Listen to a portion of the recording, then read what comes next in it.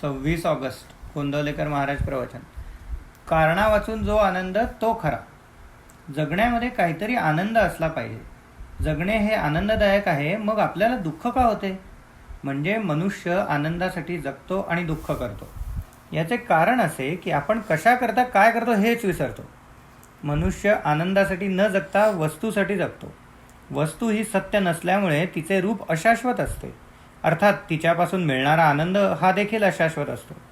मी आनंदात राहावे असे प्रत्येकालाच वाटते, म्हणजे भगवंताकडे जावे असे वाटते, कारण भगवंत आनंद स्वरूपच आहे. आपल्याला अशी एक सवय लागली आहे की काहीतरी कारणाशिवाय आपण आनंद भोगूच शकत नाही.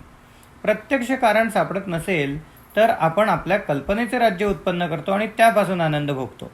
आनंद मिळवण्यासाठीच प्रत्येक मनुष्याची खटपट आहे, पण कारणावर अवलंबून असणाऱ्या आनंदाची वाट ही दुःखामधून आहे आणि त्या आनंदासाठी मनुष्य दुःखदायक प्रपंचाची कास धरतो. म्हणून कोणतेही कारण नसलेला आनंद भोगण्याची आपण सवय लावून घ्यावी.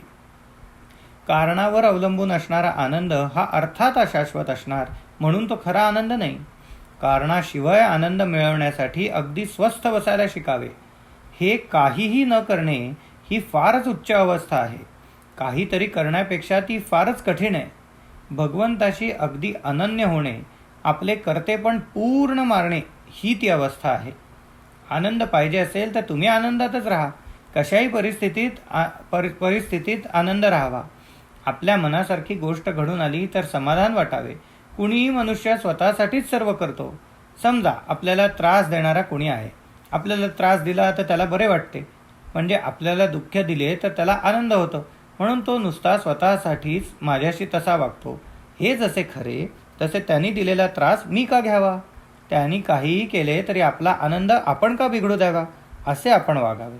काल जे झाले त्याबद्दल दुःख करू नये. उद्या काय होणार याची काळजी करू नये. आज मात्र आनंदात आपले कर्तव्य करावे आणि भगवंताच्या अनुसंधानात राहावे. यातच सर्व काही आले.